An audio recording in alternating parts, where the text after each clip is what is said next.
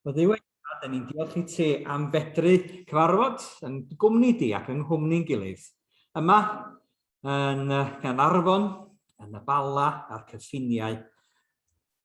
A da ni'n diolch i ti arglwydd yn bod ni a bwriad, dod o fod ti'n gosod bwriad yn calon, i ddod ger dy fron, geisio dy fendith, geisio dy nerth, i geisio dy arweiniad i ni, ac i orffwys hefyd, ac i roi yn pwys arna ti arglwydd Iesu. A da ni yn gofyn i ti yn cynnal, i ti'n codi ni fyny, i ti'n hadnewyddu ni yn ystod yr oedfa yma, ac yn ystod yn cyfarfod yma, wrth i ni glywed dair, wrth i ni weddio hefo'n gilydd, wrth i ni ganu dy glodydd arglwydd. A da ni'n gofyn hyn i gyd yn denw. Amen. Dowch i ni felly gael dod yn llon at orsedd Duw fel mae Gwilym Hughes yn ei ddeud yn Rhif yr Emyn 9, yw'n llon at orsedd Duw, ein ceidwad digyfnewid yw, gwyrth ei drigaredd sydd o hyd ar waith yng nghanol helbyl byd. Bod Duw hefo ni yng nghanol pob helbyl i gyd yn rhoi i arweiniad a'i gwmni. Rhif yr Emyn 9.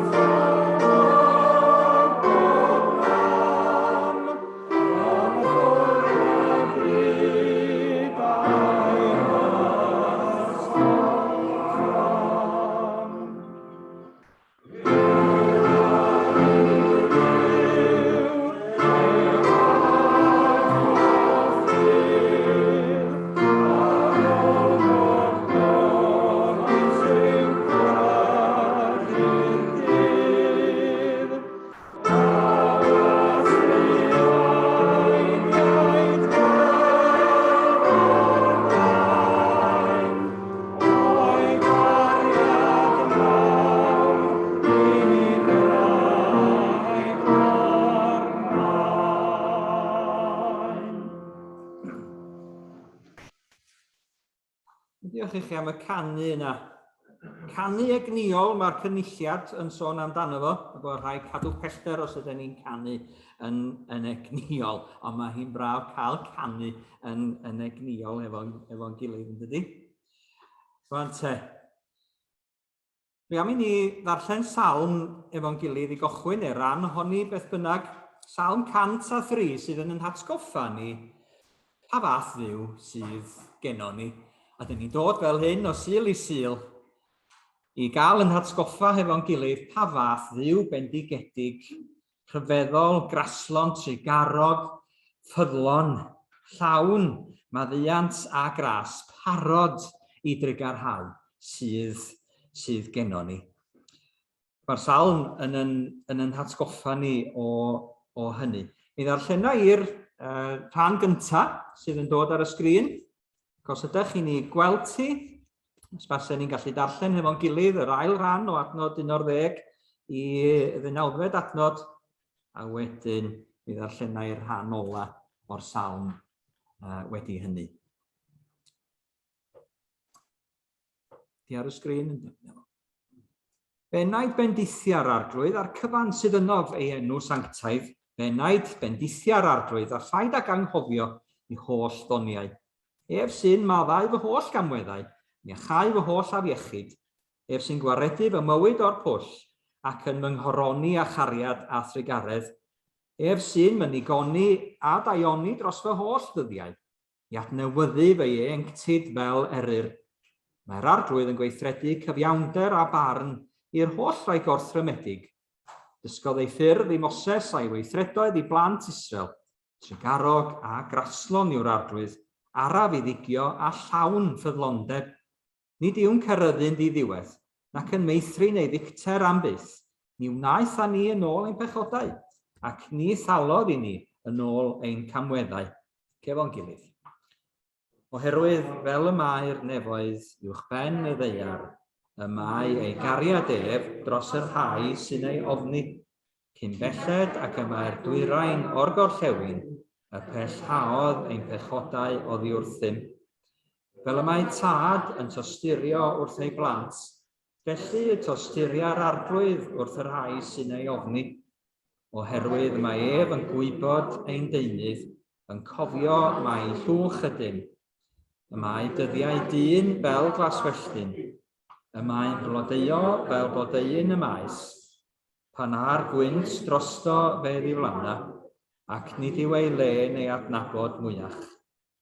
Ond y mae ffyddlondeb yr arglwydd o dragwyddoldeb hyd dragwyddoldeb, at yr rhai sy'n ei ofni, a'i gyfiawnder i blant ei plant, i'r rhai sy'n cadw ei gyfamod, yn cofio'i orchwynion ac yn ufuddhau. Gosododd yr arglwydd ei orsedd yn y nefoedd, ac y mae ei frenhiniaeth ef yn rheoli pob peth.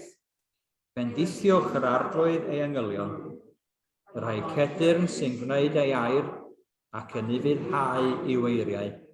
Bendithiwch yr arglwydd ei holl luoedd, ei weision sy'n gwneud ei ewyllus. Bendithiwch yr arglwydd ei holl weithredoedd, ym mhob man o dan ei lywodraeth, fe wnaed bendithia yr arglwydd. A helpu efo ni amser. Welwn ni bod Duw yn dal i lywodraethu. Duw yn dal in charge a gofal amdano ni ac yn galw ni i gyd i bendithio i enw. Atgoffa ni bod ei drigaredd tuag ato ni, bod o fel tad yn tosturio wrth ei blant. Rwan te, tro dwytha amwn ni, yr oeddwn ni yma, ni'n sôn am Elias, y proffwyd, a'r gynhaliaeth yna gafodd o yn yr anialwch, yn ddŵr, yn gig a bara gan y cigfrain ac ati, yn gystadleuaeth wedyn rhwng proffwydi Bal a'r gwir a bywiol dduw, y Duw roedd Elias yn ei addoli, Duw Israel. Ac fel y mae o'n trwsio'r allor yna, ac yn galw'r pobl at ei gilydd i ddod eto i addoli yr arglwydd, wedi iddyn nhw gefnu arno fo mor llwyr rwsyd, ac wedi iddyn nhw gael ei arwain gan ei brenin Ahab a Jezebel i'w wraig a'r arweinwyr eraill i gefnu ar yr arglwydd. Ac yna, mae'r tân yn dod, mae presenoldeb Duw i weld yn amlwg yno, a mae'r glaw yn dod hefyd, ond y mae Elias wedi diffygio yn llwyr, wedi blino yn lan. Mae Elias, fe allwn ni ddeud, angen gwyliau. Ne? Ac mae hi rhyw hen draddodiad Cymraeg am hwn i roi gwyliau bregethwyr ym mis Awst, neu gwyliau weinidogion, beth bynnag. Ond mae gennym ni arglwydd sydd heb bod yn hepian na chysgu, ac yn mynd ar ei wyliau, ac yn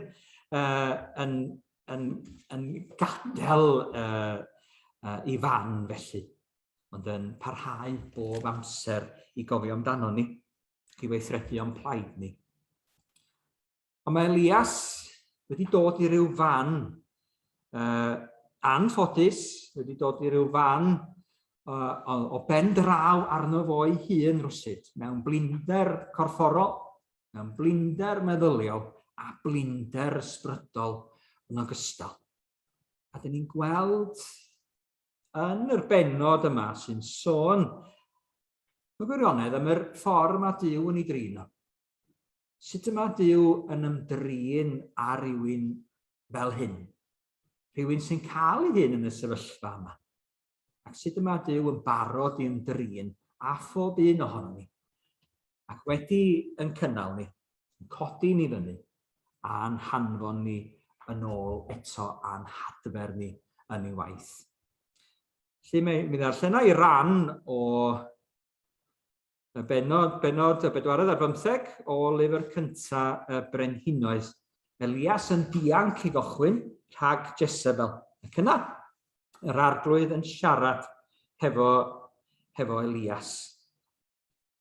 Mynegodd Ahab i Jezebel y cwbl yr oedd Elias wedi ei wneud a'i fod wedi lladd yr holl broffwydi a'r cleddyf. Yna anmonodd Jezebel Neges i ddweud wrth Elias, fel hyn y gwnelo'r diwiau i ni a'r hagor, os na fyddaf wedi gwneud einioes di fel einioes sy'n ohonynt hwy erbyn yr amser hwn y fori. Ofnodd yntai, a dianc am ei einioes, nes dod i Berseba oedd yn perthyn i Juda. Gadawodd ei was yno, daeth ef yn ei flaen 2 diwrnod i'r anialwch. Pan oedd yn cymryd seibiant dan ryw bren banadl, deisyfodd o'i galon am gael marw, a dywedodd, dyma ddigon bellach o arglwydd, cymer fy einioes oherwydd nid wy fi ddim gwell na'm hynafiaid.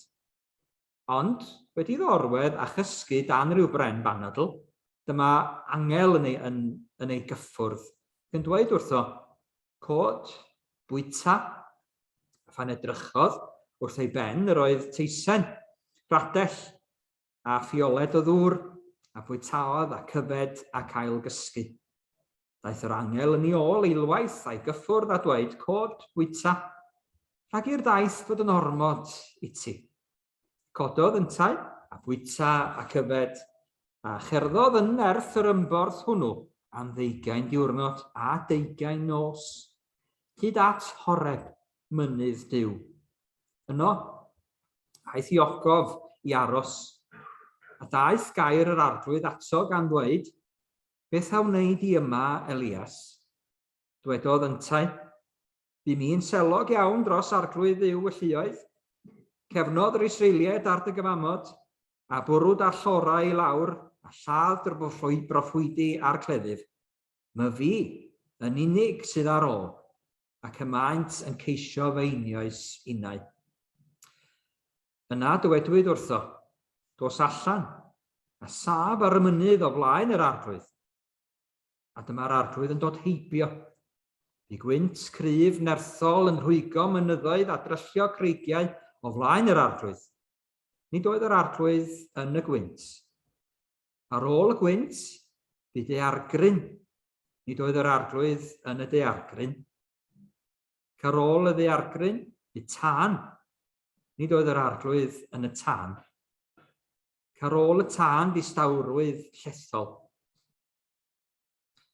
Pan glywodd Elias, bapiodd ei wyneb yn ei fantell a mynd i sefyll yn ngenau'r ogof. A ddaeth llais yn gofyn iddo, beth a wneud i yma, Elias? Atebodd yntai, bu mi'n selog iawn dros arglwydd Dduw y lluoedd. Cefnodd yr Israeliaid ar dy gyfamod, a bwrwd a'r llorau i lawr, a lladd y broffwydi a'r cleddyf. My fi'n unig sydd ar ôl, ac y maent yn ceisio fy einioes unau. Dywedodd yr arglwydd wrtho, dos yn ôl i gyfeiriad anialwch Damascus, a phan gyrheiddi, Eninia Hasael yn brenin ar Syria, Jehu fab Nimsi yn brenin ar Israel, ac Elisais fab Saffat o Abel Mehola yn broffwyd yn dy le.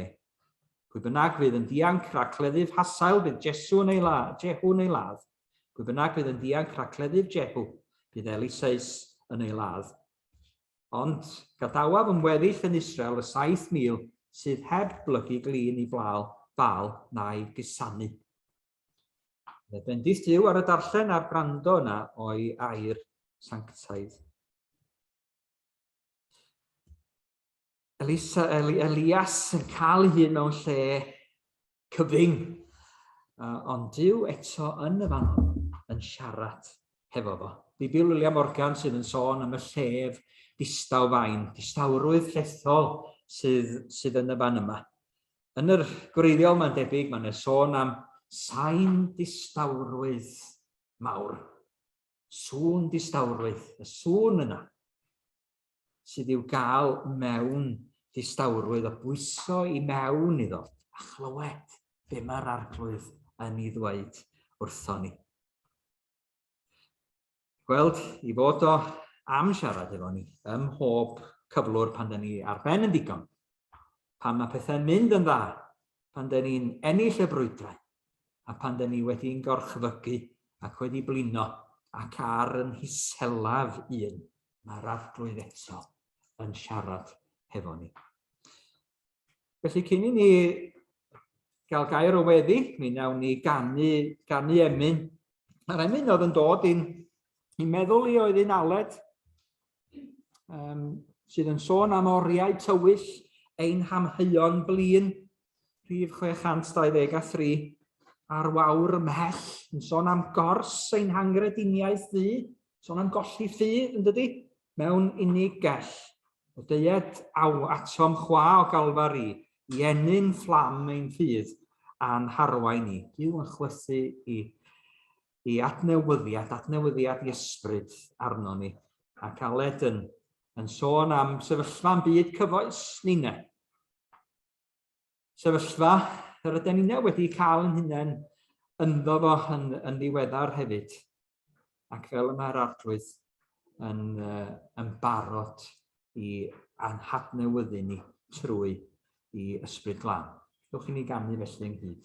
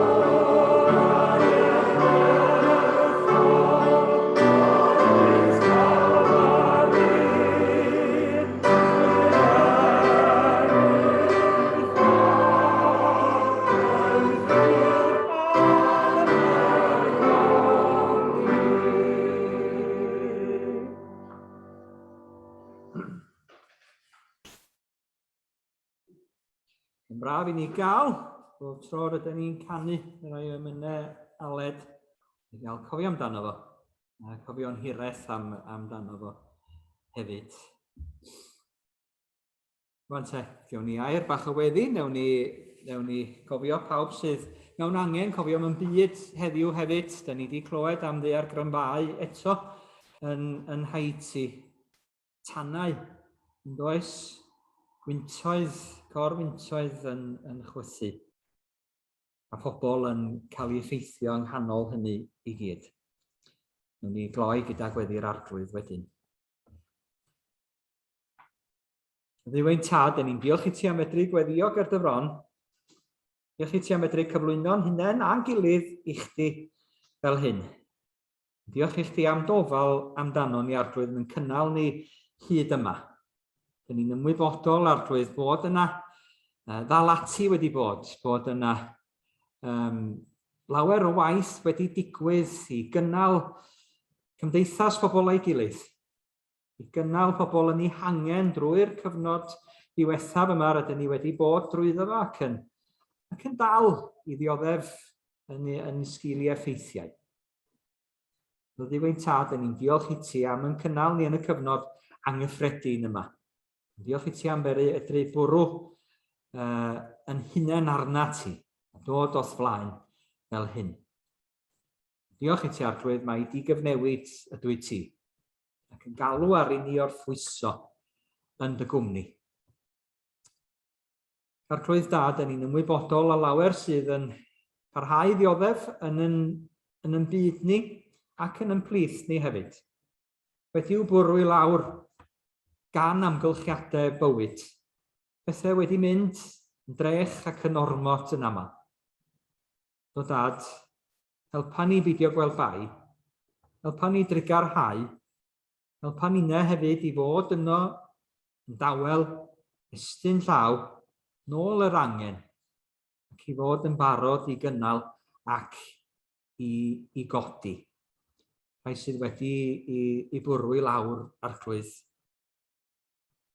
Helpa ni ystyried lles yn gilydd, lles yn neidiau, lles feddyliol, lles ysbrydoedd yn gilydd arglwydd.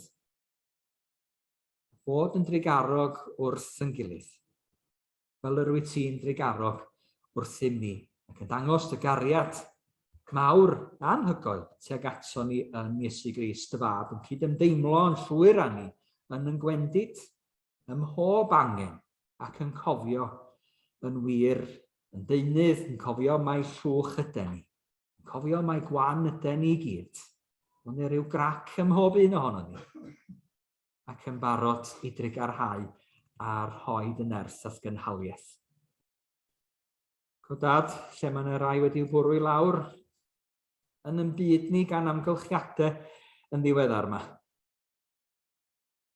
Gan y pandemig, gan drychinebau naturiol arglwydd. Dyn ni'n diolch i ti am yr rhai sydd yno yn gweini ac yn estyn llaw o gymorth. Diolch i ti am yr rhai sydd yn cyhoeddi gobaith yng nghanol ac yn wyneb anobaith, yn herio tywyllwch gyda doleini di o arglwydd, doleini y bywyd. Dad, dyn ni'n gofyn i ti gynnal a chodi ac adfer. Helpa ni hefyd arglwydd i wybod beth sy'n bosib i ni wneud. Byddai rwyt ti wedi'n bendithio ni drwy'r cyfnod yma. Helpa ni weld angen byd, helpa ni drigarhau, ac ymateb i bob galwad ddaw arno ni, i fod yn cyfrannu, i fod yn hael yn rhoddion, ac i fod yn cofio mewn gweddi, ac yn codi llais o blaid yr rhai sydd yn dioddef yn byd ni heddiw. Y fath anghyfartaledd, y fath anghyfiawnder sydd yn parhau ac yn gweithgu hyd yn oed yng nghanol yn dyddiau ni. Madde ni o dad yn beie. Madde ni'n rhan yn hyn i gyd. Madde ni'n beiau yn personol, madde ni'n beiau fel cymdeithas arglwydd. Maddau ni fel eglwys sy'n ni sefyll yn yn hunfan cyhyd arglwydd. A'r byd yn galw am dobaith di ac am glywed defengil.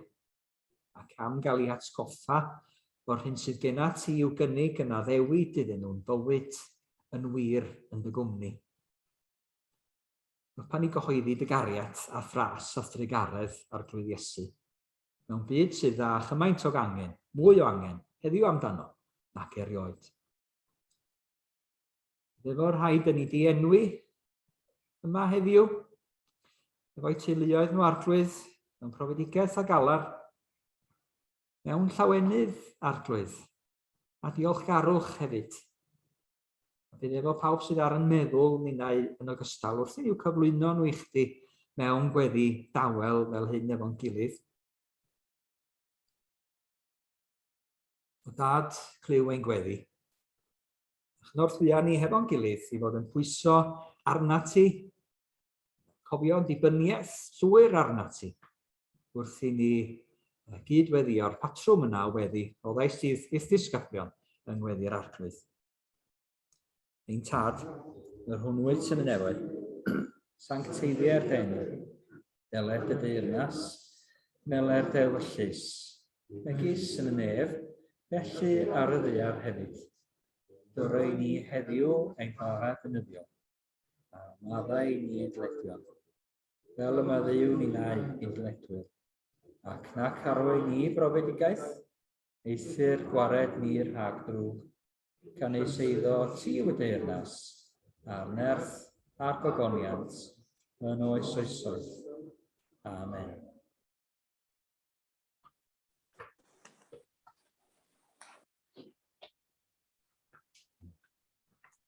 Dylch i ni felly mond sôn am y sefyllfa yma mae Elias yn cael ei hun ynddo fo, y cyflwr yma. Mae o wedi bod ar ben i ddigon. Ac mae o wedi diffygio yn llwyr rwan hyd at farw. Ydyn ni'n erioed wedi bod, nes oedden ni wedi blino cymaint, methu meddwl yn rhesymol, y methu canolbwyntio ar ddim byd, efallai. Wedi colli pob persbectif ar fywyd, beth oedd wedi mynd o'r blaen a beth oedd i ddod eto. Elias angen rhywbeth arbennig yn y fan yma, dydy. Mae o wedi disgyn yn llwyr, wedi blino, fel oedd ni'n sôn, yn gorfforol, yn meddyliol ac yn ysbrydol. Dydy bywyd hyd yn oed ddim gwerth i ddiw ganddo fo. Ac medde amryw o bobl ar hyn o bryd bod iechyd meddwl yn fater pwysig i ni gofio amdano fo. Pwysig i ni ystyried yn y dyddiau yma rwan. Bo ni yn ystyrlon o gyflwr yn gilydd. Bo ni yn gwybod beth i'w wneud, sut i siarad, sut i drin y rhai sydd mewn angen, falle yn ymplith ni, falle yn aelodau o'n teuluoedd yn hunain. Sut i drigarhau, sut i'w cyflwyno nhw, ac i gofio eu cyflwyno nhw hefyd i'r arglwydd mewn gweddi. A well-being, lles meddyliol, yn beth pwysig, mi fydd o'n dod yn bwysicach fydd wrth i ni weld cymdeithas yn ailgydio ym mhob math o weithgaredd eto. A rhai yn ddihyder i ddod, eraill yn fwy hyderus falle i ddod i gwmni i gilydd eto. Rhai wedi effeithio gan y cyfnod mae ni wedi bod drwyddo fo. I fod yn ystyrlon ohonyn nhw. Fe gennon ni fel eglwysi, yn lle bynnag gyda ni le i fod yn gwneud hynny, casglu bobl ynghyd, yn clywed, yn gwrando arnyn nhw, yn cynnig clust ac yn cynnig gobaith yn ogystal. Roed y lle yna iddyn nhw. Ac mae y ffordd mae Duw ei hun yn drin ac Elias ac efo'i blinder a'i iselder o, yn anogaeth i ni wrth i ni feddwl am y ffordd y mae gwendid y gŵr mawr diwiol yma yn dod i'r wyneb. Does na neb mor gry fel nad ydi o angen cymorth, fel nad ydi o yn cael ei hunan weithiau mewn lle o anobaith llwyr. Ac mae Iagon sôn amdano fo'n teimlo bod o'n ddyn fel ninne, ac yn teimlo fel ninne hefyd, ond yn gallu gweddiau mawr fel y gallwn ninne weddio yn ogystal. Ac fe gawn ni weld sut mae Duw yn ei drino mewn iselder a blinder. Ond beth sydd wedi achosi hyn i gyd? Mae wedi bod yn mynd a mynd a mynd. Mae wedi blino'n gorfforol. Mae wedi bod yn sefyll yng ngwres y dydd ar ben mynydd Carmel. Mae o wedi trafeilio llawer. Wedi bod yn symud ar rhedeg ac wedi cael ei effeithio gan hynny. Ac mae blinder corfforol yn gallu effeithio arno ni, dydy'n gallu effeithio ar yn meddyliau ac ar yn hysbryd anhenaid ni yn ogystal. Dyn ni'n gallu gwneud pethau pan dyn ni wedi blino'n gorfforol na bydden ni ddim yn ei gwneud fel arall. Mae'r seins na ar ochr yr traffordd yn deitho ni. Peidiwch â gyrru os ydych chi wedi blino. Stopiwch, oedwch, cysgwch, gorffwyswch. Felly, ydych chi'n cofio pan mae Iesu'n yr anialwch hefyd. Yn treulio 20 diwrnod yn y fan honno, mae ar y diwedd un, a mae'r diafol yn dod at yr arglwydd Iesu Grist ac yn ei demptio fo. Nid ar y dechrau, nid ar y canol, ond ar y diwedd un, pan mae o ar ei isaf un ac yn trio i dynio i lawr yn y fan honno, yn cymryd i gyfle. Ond mae'r arglwydd Iesu yn gallu i wrthsefyll o. Mae nerth Duw ganddo fo, nerth i ysbryd hefyd, ac mae o'n cael ei gynnal yn yr temptasiynau yna. Dyn ni'n angen yn cynnal hefyd. Ond dyn ni'n eisiau cyrraedd y fan yna, guys. Cyrraedd y fan lle gall yr undrwg yn tynnu ni i lawr. Herin bod ni'n gwneud pethau dyn ni'n ei dyfaru wedyn. Mae Elias wedi bod dan straen, ac mi allech chi ddeud bod o wedi bod ar yr uchelfannau yna, ac mae'r straen wedi effeithio arno fo. Mae wedi dod yn dorri arno fo, yn breakdown arno fo. Mae o wedi blino'n emosiynol ac yn ysbrydol. Mae'r ornest yma, efo proffwydi Bal, mae'r holl redeg, yr adrenalin, yr lladd hefyd, yn ei gofio hynny. Dyn ni'n heb glywed am hynny yn y darn yma. Dyn ni'n trio rhyw basio heibio i hwnnw. Ond mi roedd yna dywall gwaed hefyd. Mae'n droma yma. Mae wedi gweld pethau mawr. Ac mae hynny gyd wedi cael ei effaith arno fo. Mae'n teimlo'n unig. Mae'n credu mai dim ond o fo sydd ar ôl. Bod y cyfan wedyn yn dibynnu arno fo. Oedd wedi troi mewn arno fo hun, diolch ond yn gallu gweld y fo hun, ac mae hynny'n digwydd pan ydyn ni dan bwysau hefyd. Mae arno fo ofn, lle cynt fydde fo wedi dweud wrth Jezebel yn ei gwyneb, wfta chdi, dyma mae'r arglwydd yn ei ddeud. Hynny ydy'r be bydde'r ymadrodd dybed yn Gymraeg am the last straw. Neu'r gwelltyn yna sy'n torri cefn y camel, fel maen nhw'n dweud yn Saesneg. Mae bygythiad Jezebel ydy'r gwelltyn ola fel petai, ac mae o'n cael ei hunan mewn ofn.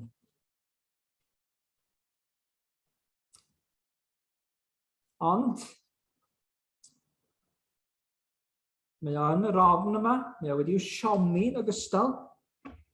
Mae'r holl bethau yma yn crynhoi ynghyd i olygu bod o'n cael ei hun yn y cyflwr yma. Dydy pobl ddim wedi troi yn ôl fel fyddo wedi gobeithio bydden nhw, yn troi yn ôl at yr arglwydd.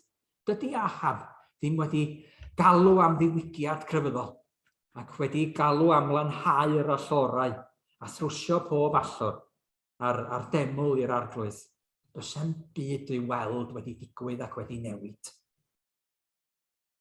Ac mae Elias wedi siomi yn ogystal. Rydyn ni'n gweld cyflwr Elias ar y naill llaw fel hyn. Be mae Duw mynd i wneud efo person fel hyn? Ydy o'n mynd i'w daflud o heibio?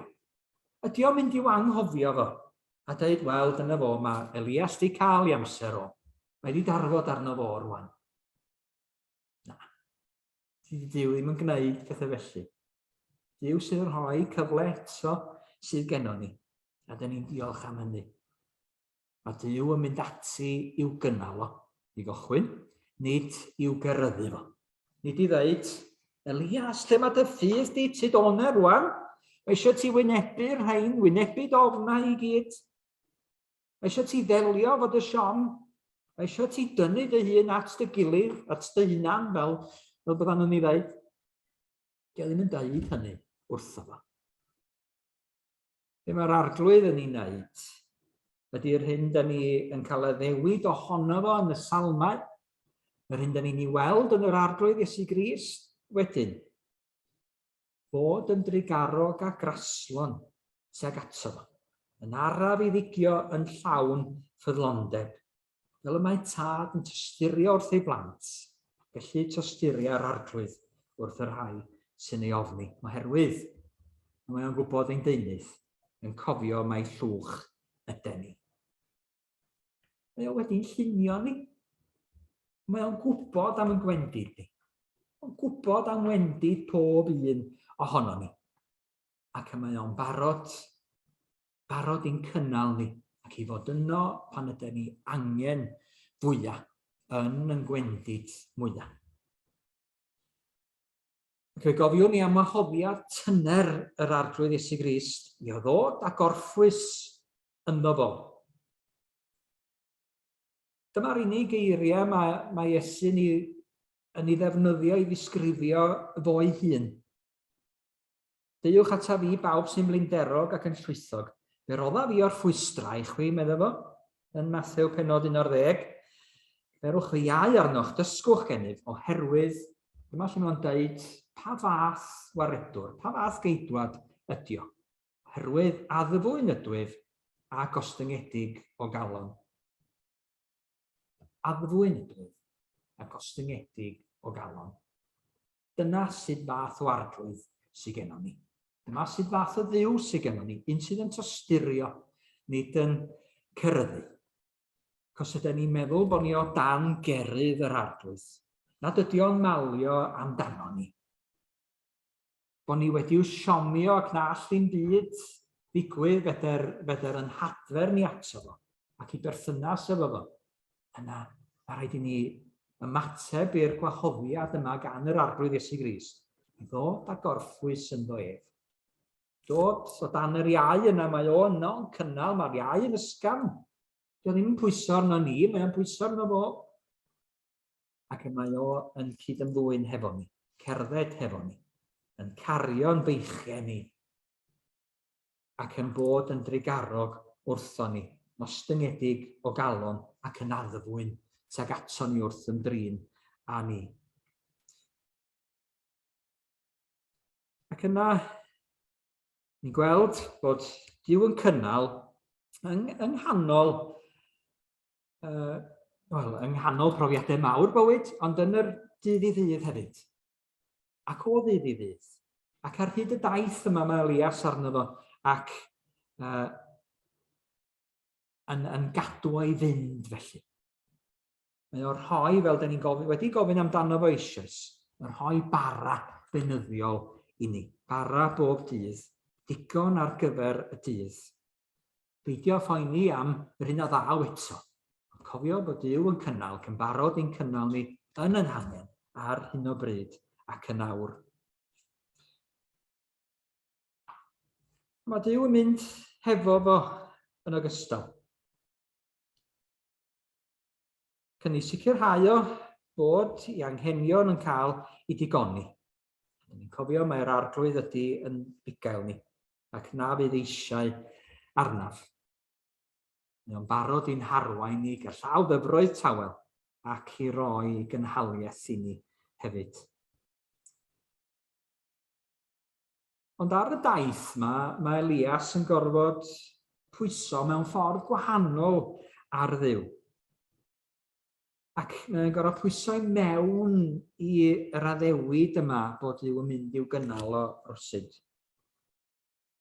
Mae o wedi gweld sut mae Dduw yn ei gynnal yn y profiadau mawr ysgytwol. Wedi gweld gwirthiau, wedi gweld rhyfeddodau. Ond, chymod, fel y gwyddoch chi a fi, dydyn ni'n byw mewn yn oes y gwirthiau rwsyd.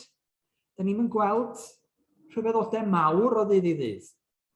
Ond fe allwn ni weld cynhaliaeth Dduw yn y pethau bychin, yn y pethau benyddiol. Chymod, yn y sgyrsiau, yn ymwneud ni a'n gilydd. Yr amgylchiadau mae o'n ni'n troi ynddyn nhw. Ac mae o'n yn bendithio ni ynddyn nhw yn ogystal. Mae Elias yn cael gweld hynny. Yn cael pwyso i mewn i Dduw yn y cyffredin rwan. Ac mae Dduw yn siarad hefo fo. Ac yn ei adfer. Nid mewn rhyw ffordd spectacular efo special effects. Fel oedd wedi digwydd ar fynydd Carmel a'r tân a wedi disgyn.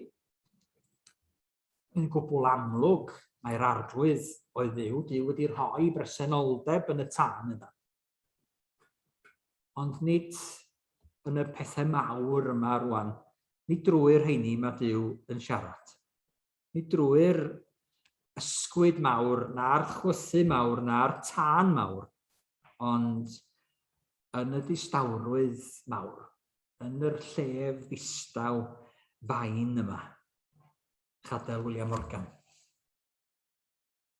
Ac mae'n rhaid bod yn agos at Dduw, pwyso i mewn iddo fo ac ato fo, mwyn clywed y llef yma. Mwyn clywed a gwybod ac ymddiried bod popeth eto dan ei law.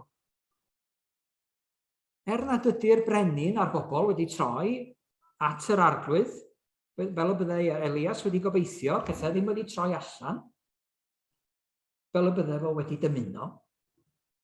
Fod pethau fel y maen nhw yn llanas drwsyd, yn mesu, fel y mae bywyd yn gallu bod.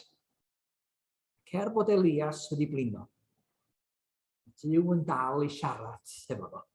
A Dduw yn ei gynnal o fel y gymae o. Yr un ddoe heddiw ac yn dra gywydd. Ac mae'r Dduw yma sydd wedi creu popeth ac sy'n mynd i farnu popeth yn dod at Elias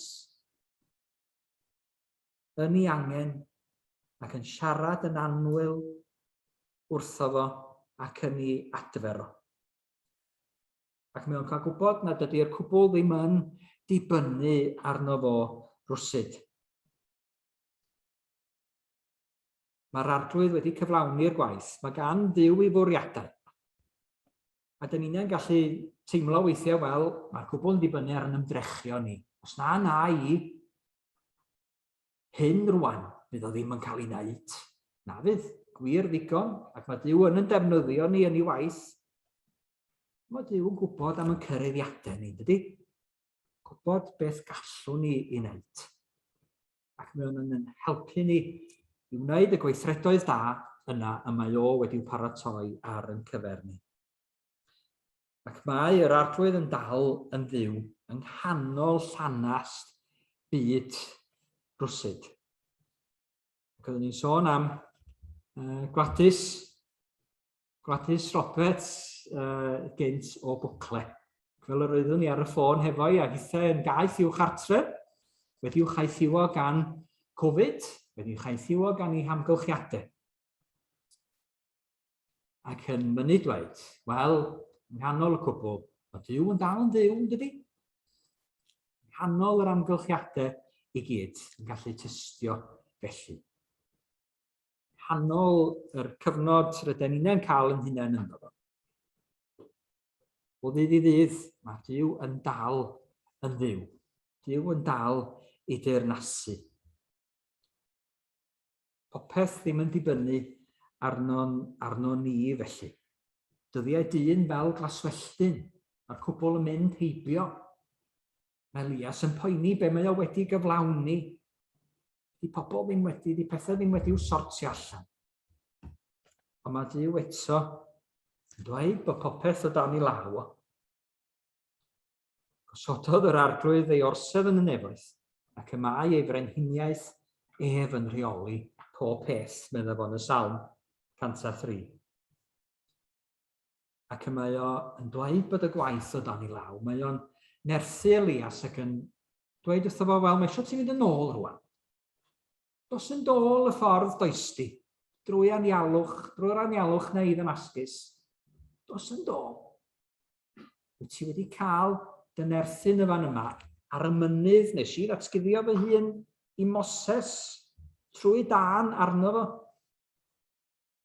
Mae Elias wedi clywed y llef ddistaw fain, wedi clywed cynhaliaeth Duw, wedi cael ei nerthu. I fynd, fel mae Gwilym Jones yn sôn, eto i wynebu'r llym herfeiddiol fyd. A dyn ni'n angen dod a chlywed gair Duw mwyn wynebu'r byd yma sydd o'n cwmpas ni. Droi yn ôl iddo fo. A gwybod bod gen o'n ni'n eto'r rhan yn ei waith o. Dos yn ôl i gyfeiriad anialwch Damascus, meddai Duw wrtho fo. A cofia bod yna eto yn Israel 7,000 sydd heb blygu glin i Bal na'i gusanu. Dwi ti ddim ar ben dy hun. Mae'r arglwydd hefo fo. Mae'n bobl o'i gwmpas o. Mae'n waith i'w gyflawni. Dyw wedi i'w adfer o. Yn barod i'n cynnal ni a'n codi ni. Dydy? Yn barod i'n nerthu ni. Mae wedi cyflawni'r gwaith mawr sydd angen i wneud. Wedi maddau'n pechodau ni. Wedi agor y nefoedd i ni. Yn a thrwy'r arglwydd Iesu Grist. A'r gwaith wedi'i wneud ar y groes. Os ym ond rhaid i ni orffwys yn y gwaith hwnnw. A gwybod bod yr arglwydd yn defnyddio ni'n yn ei waith i rannu gobaith trigaredd fel y trigarhaodd fe wrth bob un ohono ni. Fel mae o'n cofio mae llwch ydyn ni. Ni'n gofio mae llwch ydyn ni'n hunain. Ac mae dyna pwy ydyn ni fel pobl. Bod Duw yn nerthu ei bobl ac yn ei nerthu nhw i wynebu yr hyn sydd yn aros eto o'n blaenau. Mwyn i enw. Amen. Fe ganwn ni i gloi yn hoedfa. Rhif yr emyn 687. Gofyn ar ei Dduw yn dal ni. Dal fi fy niw. Dal fi'r lan. Enwedig dal fi lle rwy'n wan. Dal fi yn gryf nes mynd i mas o'r byd sy'n llawn o bechod cas. Rhif 687.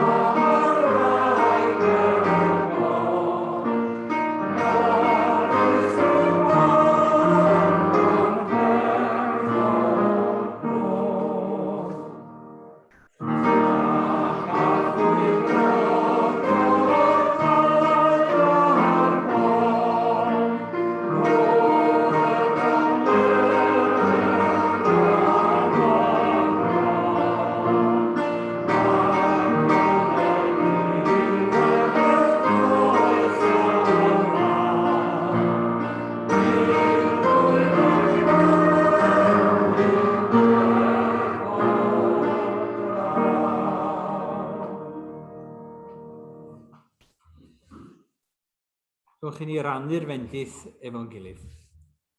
Gras ein harglwyr Iesu Grist, a chariad Duw, a chymdeithas yr ysbryd glân, a fyddo gyda ni oll, nawr hon, a byth. Amen.